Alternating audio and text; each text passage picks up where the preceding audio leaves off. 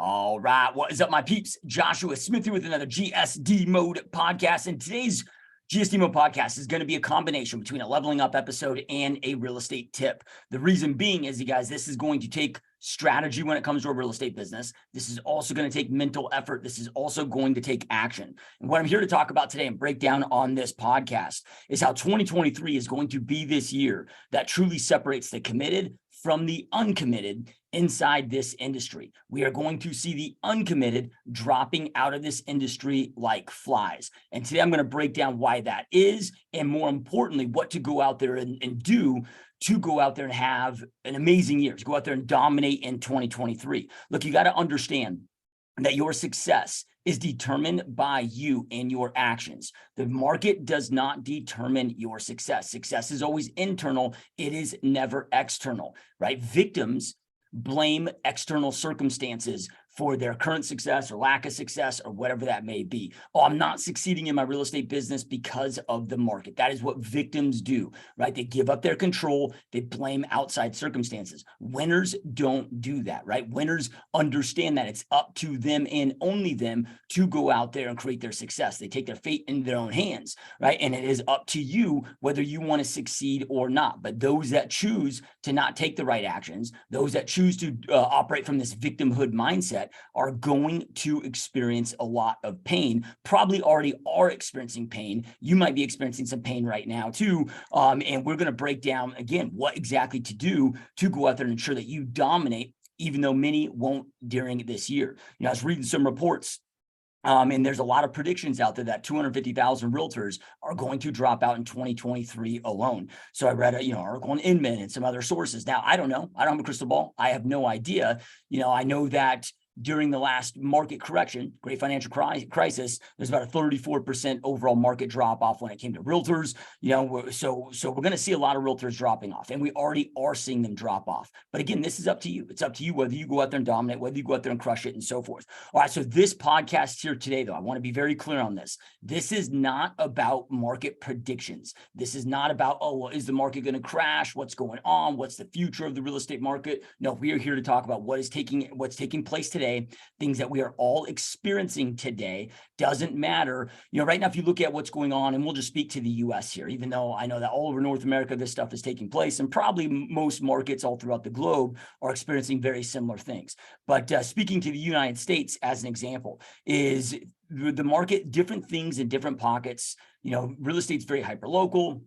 And in different regions, different things are happening. So some pockets in the Midwest and in the Northeast are still like it was in 2021 for most areas of most markets, where it's still a seller's market, low inventory, multiple offers. They're still experiencing that. They're still experiencing maybe even price inclines, and so forth. Then you have other regions in the West and the South and the Southwest where the market's done a 180, and it's went from a crazy seller's market all the way to a buyer's market. They're declining, they're continuing to decrease. And then you have some markets that experienced a market correction, if you will, went from a seller's market to a buyer's market, and now seem to kind of stabilize, normalize, if you want to use that verbiage. And that could just be kind of that bull market trap, that normalization that typically happens during, bubble periods before the actual fall off. That's all yet to be seen. But that's not what I'm here to talk about today. What I'm here to talk about today are the things that we are all experiencing. And that primarily all circles back to transaction volume decline. And when I'm speaking with realtors, team leaders, and broker owners from all over, this is the biggest thing that I see as to why people are struggling today, and they're not hedging for this correctly. And when I say this is the biggest thing as to why I'm seeing people struggle today, I'm talking about those like you guys that are watching this podcast, right? Those of you that are either watching this or listening to this, you're committed. I'm not talking about those that aren't showing up to do the work. I'm not talking about those that aren't taking action. I'm talking about those that are showing up, that are taking action and still struggling right now. Well, why is that? So we want to make sure that not only are you not struggling, we want to make sure that you are thriving, kicking ass, and making 2023 your best year yet. But we got to have an understanding of what's going on, why these things are taking place, that's leading to the environment that we are in. Then from there, have a strategic plan to go out there and combat these things so we can go out there and continue to kick ass. All right, so if you look at transaction volume decline, all right, so in 2022, we saw a very steep, big, massive transaction volume decline. We saw the biggest year-over-year transaction volume decline that we've seen since 1999. We saw the steepest transaction volume decline that we've seen since the collapse of Lehman Brothers. So you put those together, right? That all equates to about a 34% transaction volume decline for 2022. And this is, again, it doesn't matter. Seller's market, buyer's market. I'm having conversations. One of the great things, about this podcast and with my coaching program and my software program is that I'm speaking, and we have clients that I work with in all different markets, so even, those that are in pockets in the Northeast and in the Midwest where, it still might be 10 multiple offers on every single property. It doesn't matter who I'm talking to. They're all experiencing this thing here that I'm talking about, which just means lesser transactions taking place in our markets, right? So for 2022 is a 34% decline. Now, January numbers just came out, and for January of 2023, year over year, that has increased now to a 37% year over year decline or decrease in transaction volume count. That means then that 37% of people, there's 37% less people willing or able to transact in our given markets. So we must hedge accordingly for that.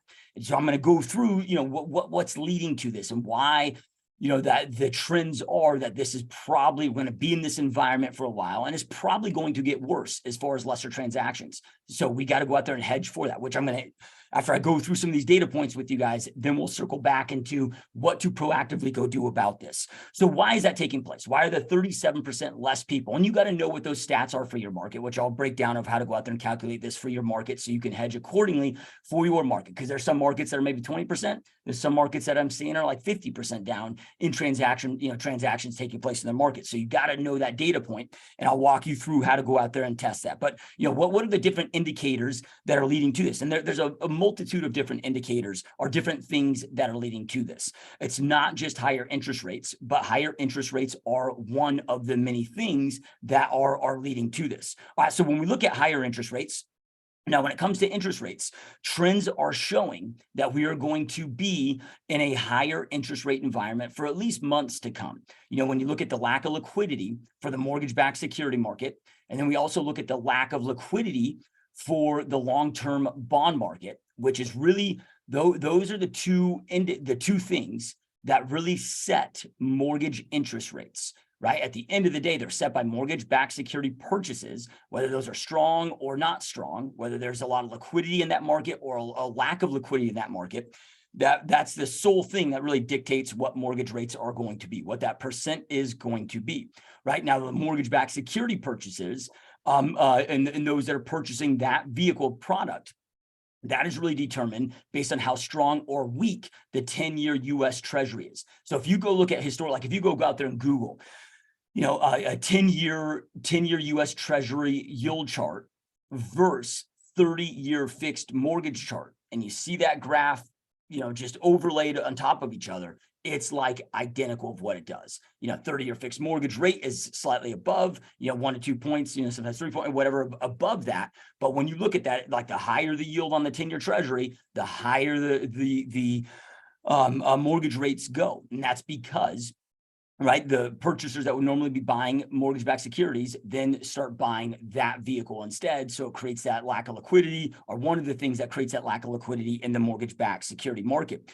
So if you look at the trends that are existing out there, because there's a lack of liquidity right now in long-term U.S. Treasury bonds, there's predictions out there that showing that, hey, all the way through September, and in about July, August, and September, we're going to be above 4% in that bond yield. Now, these are future predictions. None of us have a crystal ball. Nobody knows this for sure, but based on what's taking place now and the things that are happening right now, all signs are pointing that unless the Federal Reserve does a complete pivot, that this is what's going to continue. So that's going to put us, best guesstimates between what interest rates are now today, which is what, 6.88%, and about a 7.25% to 7.5% interest rate, for the next several months and through the summer, to come. So just be asking yourself, well, how does that then impact transaction volumes in my market? You can also start, asking yourself, how is that going to impact values in my market? But we're not talking about values so much in this podcast today,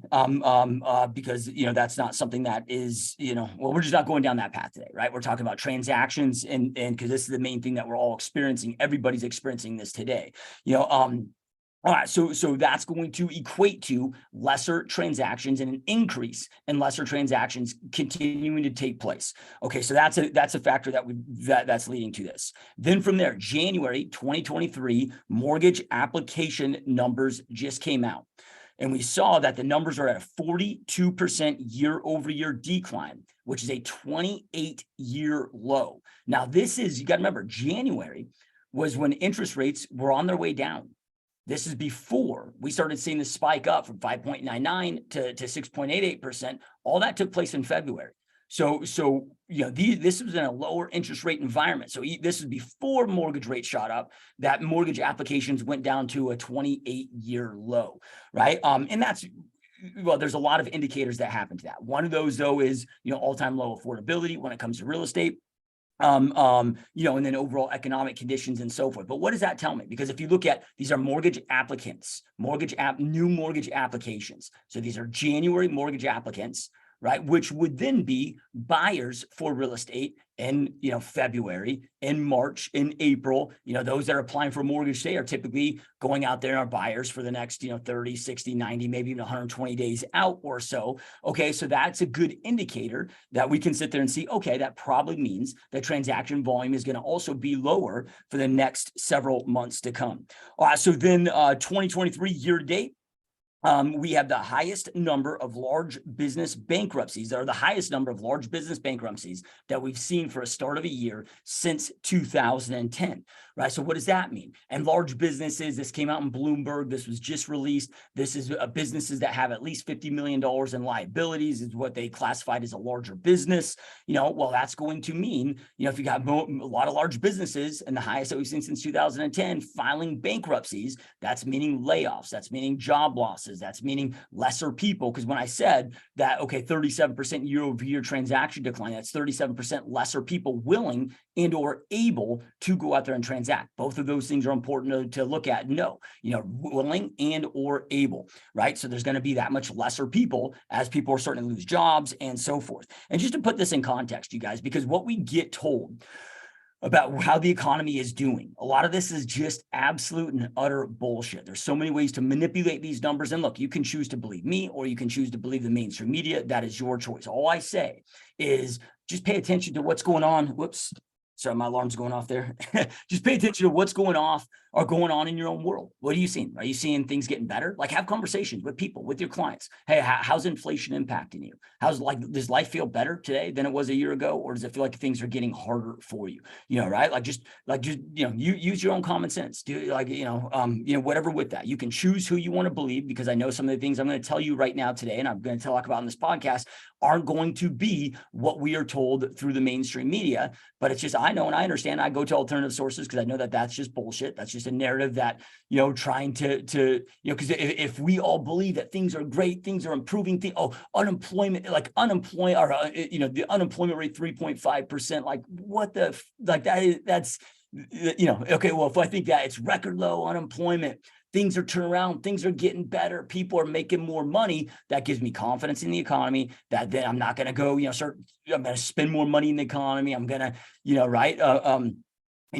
Which is what the powers that be want, right. So they're not going to go out there. If they came out there and told everybody that, hey man, shit is ugly, things are nasty, God, guys, like things are like, we're fucked, man. Like we have a debt crisis that we've never seen before on a consumer level, on a corporation level, on a global scale level. Like things are screwed, if they started telling, that narrative, well, people would start freaking out, probably go out there and stop buying less, probably maybe start pulling money out, whatever it may be, right? Which then things just start to collapse at an accelerated rate. So you got to understand, like we have the highest consumer debt that we've ever seen in recorded history. We have the highest corporate debt that we've ever seen in recorded history. We've got the highest government debt that we've ever seen in recorded history. We've got a debt crisis at magnitudes of scale that we've never seen before. And I'm not saying, I'm not doing this as fear porn. I'm not doing this as, this is like, I don't know, they might have tools to manage this. I don't know. Like I'm not in that club. All I know is, hey, things aren't looking pretty right now. I'm going to go out there and adjust and plan accordingly based on that. So one thing, a place that I like is to go to Shadow Stats. So Shadow Stats, what they do, a lot of people don't understand that. In the Clinton administration, I believe it was 1994, the Clinton administration went out there and recalculated how unemployment and how CPI inflation are calculated. So, and that's fine. Okay, if they want to go out there and recalculate those, and I get those, and I get the reasons as to why they did, I understand, whatever of to why they did that. However, when they come out and tell us that, oh, inflation is the worst that it's been in 40 years, and unemployment is the best it's been in X years or whatever. Okay, well, if they're comparing inflation today to how it was during the 1970s or early 80s, when we had a decade plus of the stagflationary period of time, well, then from there, in my opinion, the only way to really be able to truthfully make those comparisons is to calculate inflation today on the same models that were done at that time. And that's what Shadow Stats does. They go back to they use the old models for these calculations. So if we look at real inflation today, 14.48%.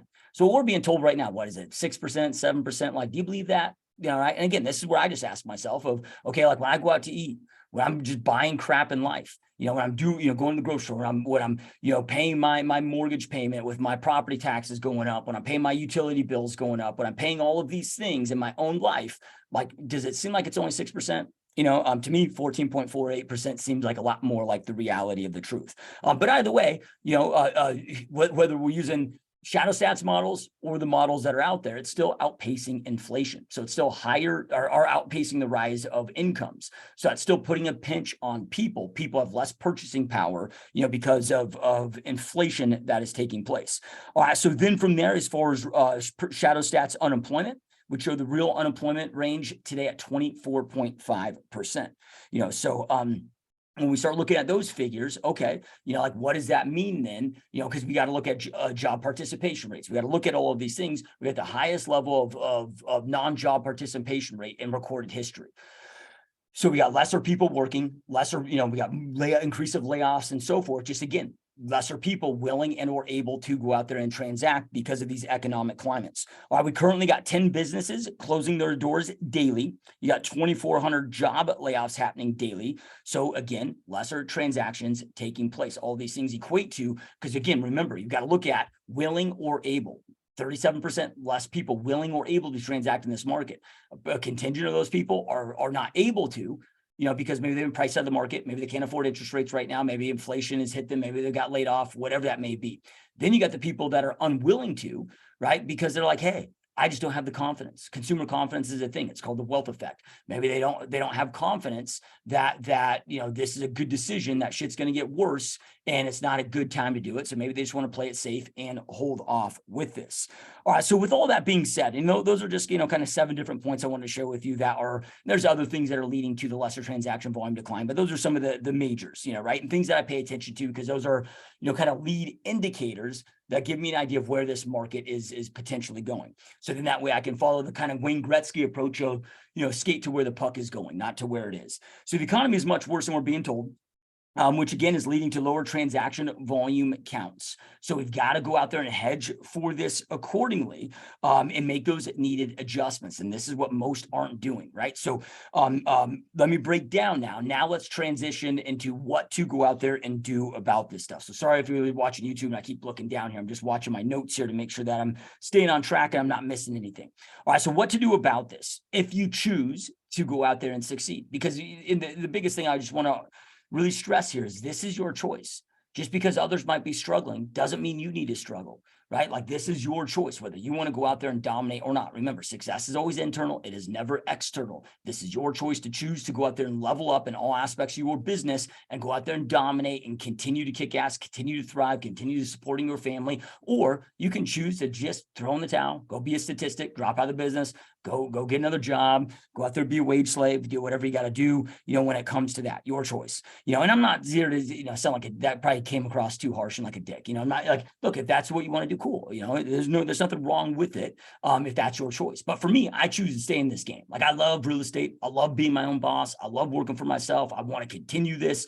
And just, like when we jump into the business world, we can't be naive in thinking that it's always going to be great. It's always sunshine and rainbows. There's cycles of every market. You're going to have up markets, you're going to have down markets. If you're in this for a long time, or you plan on being this for a long time, you got to learn how to navigate through both.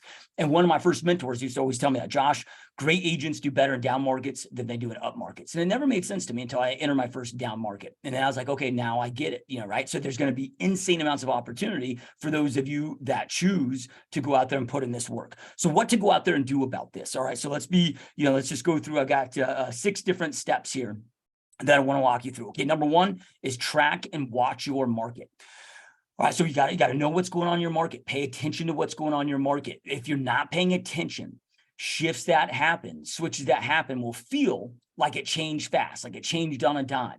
If I look at, okay, when the market peaked in our market in 2005, all the way through 2008, when just, Bear Stearns and Lehman Brothers went out of business and the market just went haywire and foreclosures started dumping in. And well, it was a 31-month progression to that time. I was able to be prepared. I was able to be ready because I was watching it month over month. So every single month, I recommend to be tracking, okay, well, what's our inventory rate or absorption rate? However, months of inventory, it's all the same thing. What's our current, month over month inventory rate? What does that change? That dictates supply and demand. So that's a great future indicator of where your market is going. Okay, tracking your, number of solds each month, number of pendings each month, number of new listings each month, number of total actives each month, and seeing what the rate of change on those are taking place. I'm also looking at, okay, what's the average, the median sales price, the average price, median list, average list, days on market. I'm tracking all of that stuff, and it takes like a minute, well, probably 3 minutes to go in there once a month, calculate that data, throw it on a spreadsheet. And now every month I'm just watching where the market is going.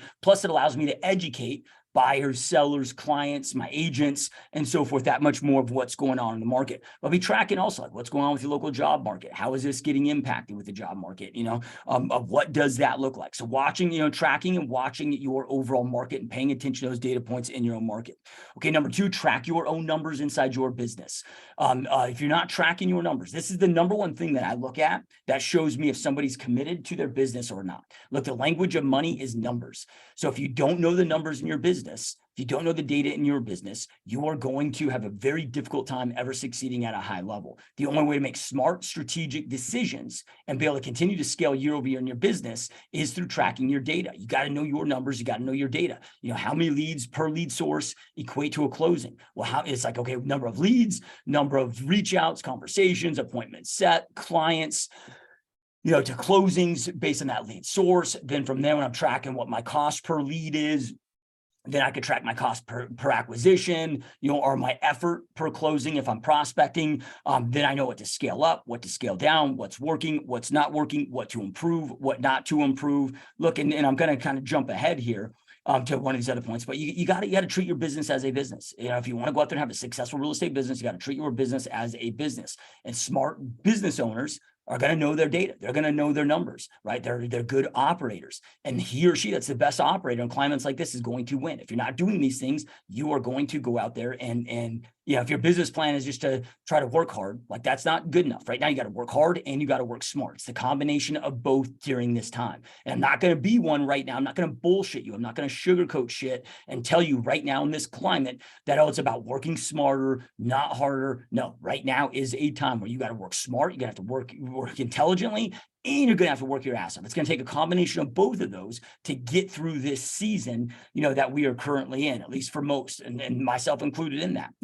I'm in here on a Sunday, working all damn day on this Sunday, creating content, getting caught up on my business, getting all this stuff. Like I'm back, and this is not just back to this. I have been for some time, back to 7 days a week, going out there grinding.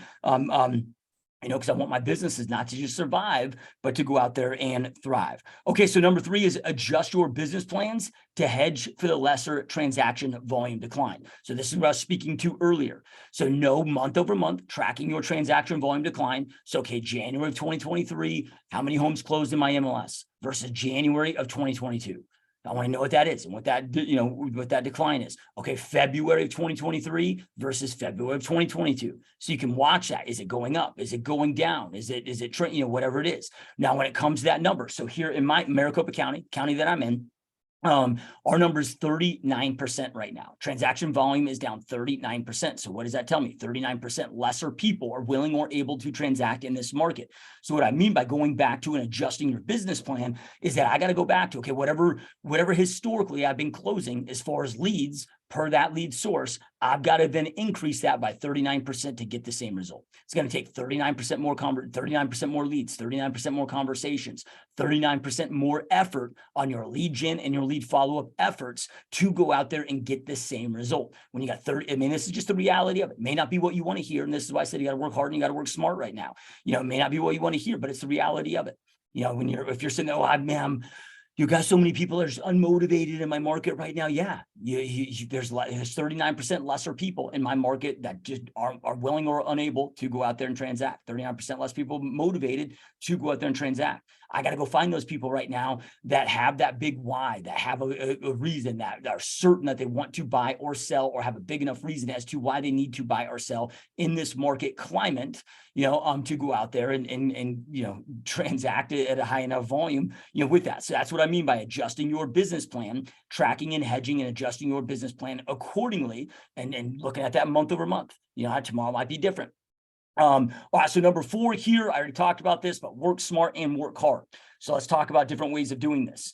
All right, so we already talked about tracking your numbers, right? That's one way of working smart and hard. So then working smart and hard, right? So that way you can go out there and cut out the bullshit that's not working, scale up the things that are working, right? Like now is you got to make room. If I got 39% more, leads I got to generate, conversations I got to have, people that I got to talk to, and so forth. Okay, well, I got to cut out the methods or the activities that are wasted time to make room for the things that are more impactful and beneficial, and so forth. Just because I got to go out there and have 39% more leads and 39% more conversations, and so forth to get the same result doesn't have to translate into 39% more work hours.